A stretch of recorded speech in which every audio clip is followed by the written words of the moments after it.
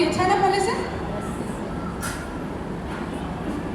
जिस बच्ची को इतना कष्ट उठा करके मैंने जन्म दिया, अगर मैं इसे एक बेहतर जीवन नहीं दे सकती हूँ तो मुझे इसको जन्म देने का क्या अधिकार था।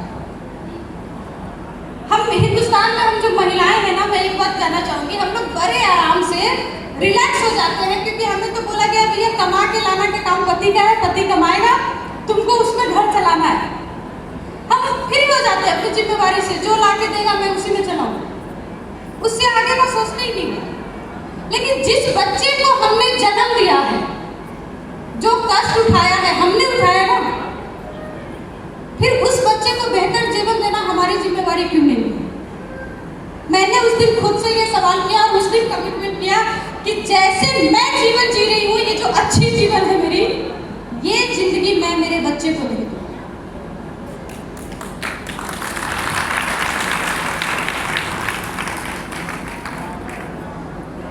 और ढूंढना शुरू किया क्या करना चाहिए कि मैं मेरे जीवन को बेहतर कर सकती हूँ। और जब आप कुछ चाहते हो ना, मैं जो मेरे जीवन का अनुभव है, मैंने यही देखा है, आपकी चाहत जब मजबूत होती है तो ऊपर वाला आपको उस चाहत से जरूर मिलाता है।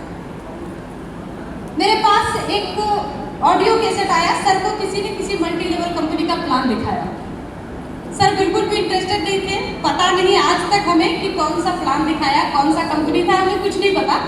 लेकिन सर घर में आए 2 दिन के बाद ही, बेटी के जन्मदिन के 2 दिन के बाद ही, तो एक शैम्पू का बोतल था 100 ml की, जिसकी कीमत थी 500 रुपये, और एक ऑडियो कैसेट था। जैसे ही सर ने मेरे हाथ में वो शैम्पू का बोतल दिया तो मुझे तो गुस्सा आया कि बेटी का फ्रॉक नहीं खरीदे और इतना कीमती शैम्पू लेके आए। पहला ख्याल वही आया, लेकिन सर ने बोतल हाथ में पकड़ाते ही बोला कि फ्री में मिला है, तो मैं भी रिलैक्स हो गई, चलो फ्री का मान लिया। और सर ने वो ऑडियो कैसेट मुझे दिया, बोला तुम घर में रहती हो, इसको सुन लेना, पता नहीं इसमें क्या है। मैंने जब उस ऑडियो कैसेट को सुना तो उसमें 2 पति पत्नी कपल में थे, वो कुछ बातें कर रहे थे। उनकी बातें मेरे समझ में ज़्यादा तो नहीं आई, लेकिन इतना समझ में आ गया कि अमीर बनना है तो बिजनेस करना पड़ेगा। और बोलते हैं ना कि नकल के लिए भी अकल चाहिए।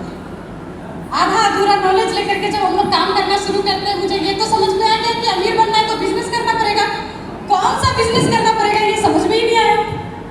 तो मैं सर के पीछे पड़ गई कि ये जीवन नहीं जीना है, बेहतर करना है, हम लोग कोई बिजनेस करेंगे। तो हम लोग क्या करते हैं, अपने अड़ोस पड़ोस के लोगों से सलाह लेना शुरू करते हैं। और हमारे हिंदुस्तान में राय चंद बहुत मिल जाते हैं, पता हो या नहीं पता हो, लेकिन सलाह देंगे जरूर। आप किसी के पास भी कोई बात करो, एक बार कोई नहीं बोलेगा कि इसमें मेरी कोई जानकारी नहीं है, वो कुछ ना कुछ आपको सलाह देंगे। तो हमें भी लोगों ने सलाह देना शुरू किया, और सर को किसी ने सलाह दिया कि एक मेडिकल स्टोर में बहुत अच्छी इनकम है, रिटेल काउंटर में, वो खोल लो। जिस फैमिली से बिलोंग करती थी, पूंजी कुछ था नहीं अपने पास, शादी में जो जेवर मिले थे उसको बेच करके हमने वो रिटेल काउंटर शुरू किया।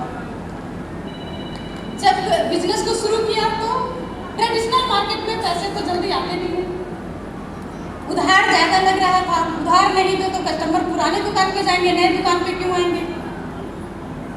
तो कुछ उसके सेल से सेटिस्फाई नहीं हो रही थी। बड़े शहर में बिजनेस कर नहीं पाते, इसलिए हम लोग कलकत्ता को छोड़ करके बोकारो शिफ्ट किए थे। तो अब पूरे फैमिली की भी जिम्मेवारी है, उसको लेके चलना है।